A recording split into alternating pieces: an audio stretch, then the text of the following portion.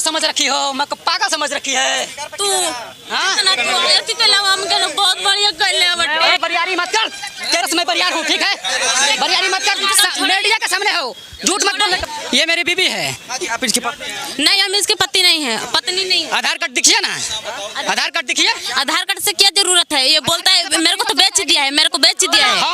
नहीं, हम नहीं रह पाएंगे इनके पास पुलिस के पास। ठीक है, हम प्रशासन। साथियों, उत्तर प्रदेश के एक छोटे से कस्बे हरिहरपुर में रहने वाला रमेश एक साधारण परिवार का आदमी था।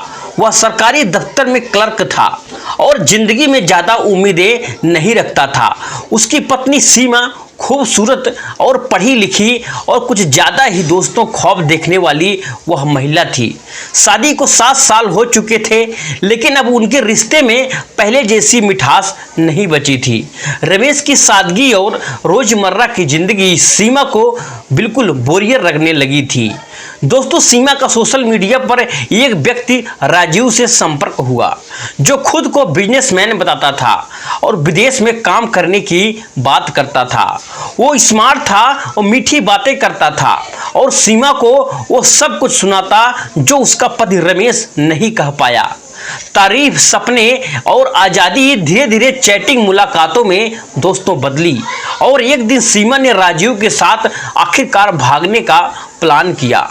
राजीव ने सीमा को समझाया कि वह उसे दिल्ली ले जाएगा और फिर दोनों वहां से मुंबई निकल लेंगे, जहां से विदेश की उड़ान होगी।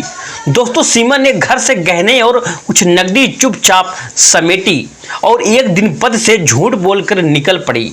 मायके जा रही हूँ, माँ बीमार है, लेकिन किस्मत को कुछ और ही मंजूर था।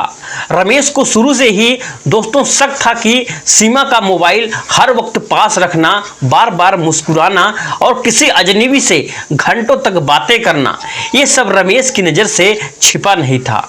उसने एक दिन सीमा का पुराना मोबाइल चुपके से दोस्तों ऑन किया, जिसमें कुछ चैट्स रह गई थी। वहीं से उसे राजीव के बारे में पता चला और ये भी सीमा उसी दिन भागने वाली है। रमेश ने दोस्तों बिना किसी को बताए स्टेशन का रुख किया और हरिहरपुर रेलवे स्टेशन की प्लेटफार्म नंबर 2 पर शाम को लगभग 7 बजे की ट्रेन खड़ी थी। वहीं पर राजीव और सीमा खड़े इंतजार कर रहे थे। दोस्तों, दोनों की खुशी डूबे हुई थे, किसी और दुनिया के ख्वाब संजोए। तभी रमेश वहां पर पहुंचा। उसकी आंखों में गुस्सा, दुख और अपमान एक साथ था।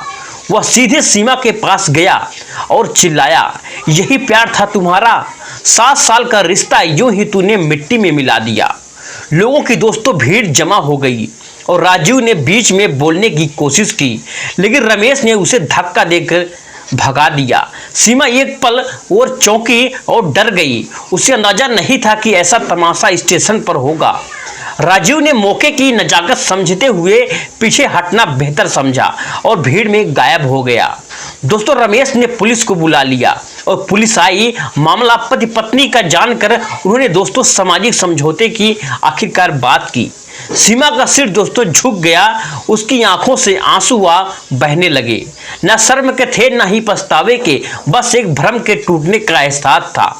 दोस्तों, रमेश ने सख्ती से कहा, अगर जाना चाहती हो तो जाओ, लेकिन अब यह दरवाजा कभी नहीं खुलेगा।